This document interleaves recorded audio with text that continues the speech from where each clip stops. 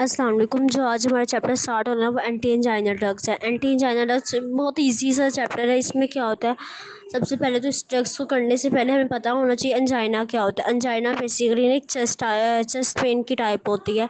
कैसे होती है, जब हमारे हार्ट को ऑक्सीजन कम मिलती है ना, यानी कि हार्ट की डिमांड ज़्यादा थी, ठीक है, लेकिन उसको ऑक्सीजन कम मिल रही है। अब ऑक्सीजन कम मिलने की डिफरेंट वजूहत हो सकती हैं।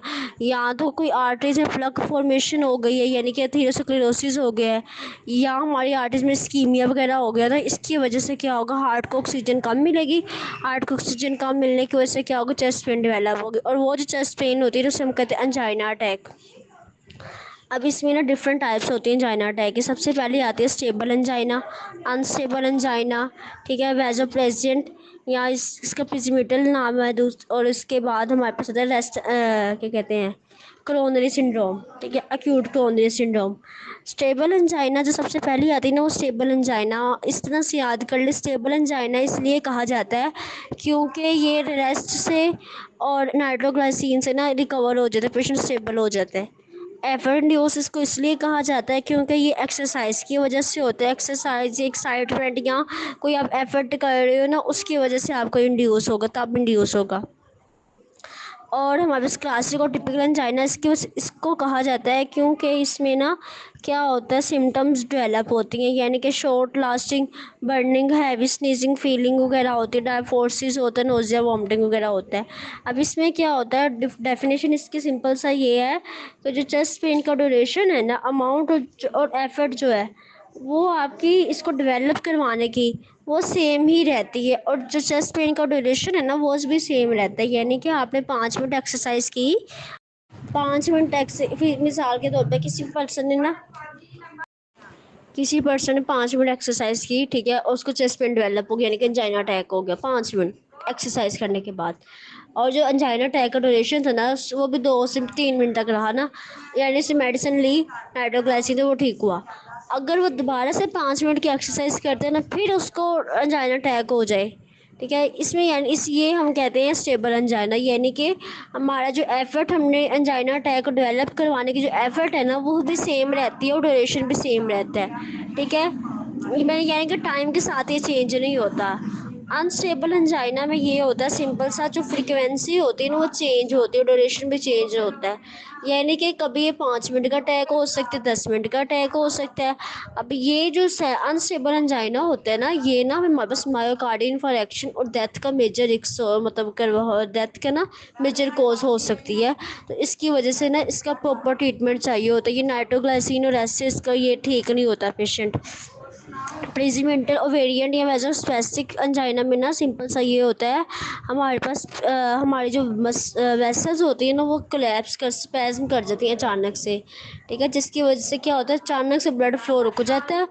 और ब्लड फ्लो रुकने की वजह से क्या होगा, प्रॉपर तरीके से ब्लड फ्लो जब रुक जाएगा ना, तो जाहिर सी बात है चेस्ट पेन डेवलप हो जाएगी।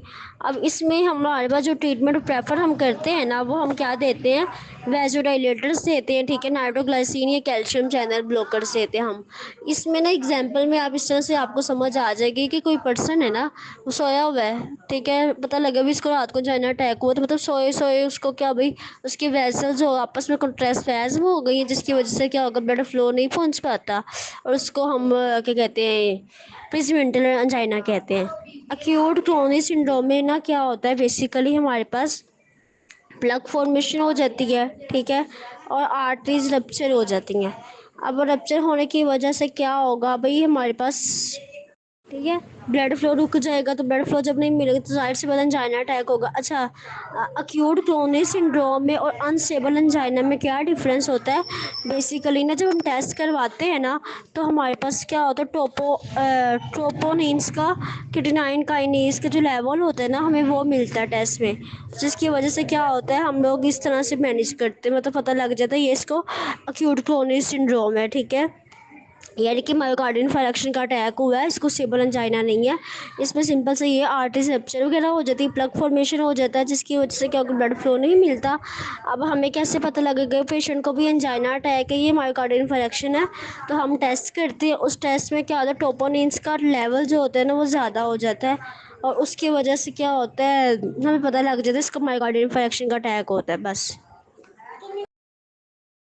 ٹریٹمنٹ اسٹریٹجیز کے اندر نا آپ نے سب سے بیٹا بلاکرز دینے ہیں، کیلشیم چینل بلاکرز دینے ہیں، نائٹریٹس دینے ہیں، سوڈیم چینل بلاکرز دینے ہیں، کیا کہتے ہیں رینولازین دینے ہیں، ٹھیک ہے. یہ ہمارے پاس ڈرگز ہوتی ہیں جو ہم اس کے لیے دیتے ہیں.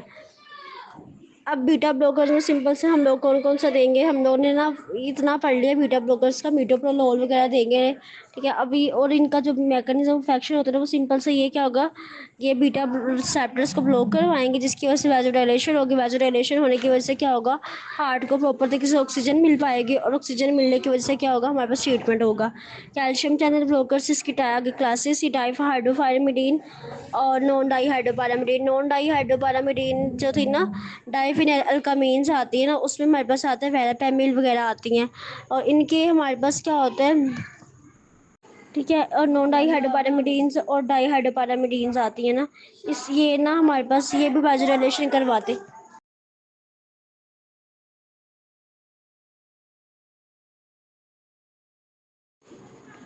بیسیکلی یہ نا ہارٹ کے یہ جو ڈرگز ہوتی ہیں نا کیلشیم چینل بلاکر سمپل سے اپنا افیکٹس پروڈیوس کرتی ہیں. کیسے افیکٹس پروڈیوس کرتی ہیں، کیلشیم چینلز کو بلاک کرواتے ہیں جس کی وجہ سے کیلشیم اندر نہیں جائے گا، کنٹرکٹیوٹی نہیں ہوگی، کنٹرکٹیوشن نہیں ہوگی، تو جس کی وجہ سے کیا ہارٹ کا جو ورک لوڈ ہوگا وہ کم ہوگا، اور ہارٹ کو جو ڈیمانڈ ہوگی ہارٹ کی وہ کم ہوگی. ٹھیک ہے. اس کے علاوہ یہ آپ پڑھ لیجیے گا، اور یہ مطلب آپ میکانزم آف ایکشن اس کا لاسٹ چیپٹر والا بھی کر سکتے ہیں جو ہم نے لاسٹ چیپٹر میں پڑھا ہے کیلشیم چینل بلاکر کیسے کام کرتے ہیں. سب سے اس چیپٹر کی جو سب سے امپورٹنٹ ڈرگز ہوتی ہیں نا وہ آرگینک نائٹریٹس آتی ہیں. ٹھیک ہے.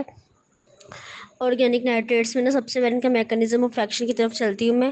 اس میں سمپل سے آپ نے یاد کرنا کیا ہوتا ہے، ہم نائٹریٹس ایڈمنسٹر کرتے ہیں. ٹھیک ہے. وہ جو نائٹریٹس ہوتے ہیں نا وہ نائٹرائٹس میں کنورٹ ہوں گے، نائٹریٹس دیے وہ نائٹرائٹس میں کنورٹ ہوں گے، اور نائٹرائٹس نائٹرک آکسائڈس میں کنورٹ ہوں گے. ٹھیک ہے.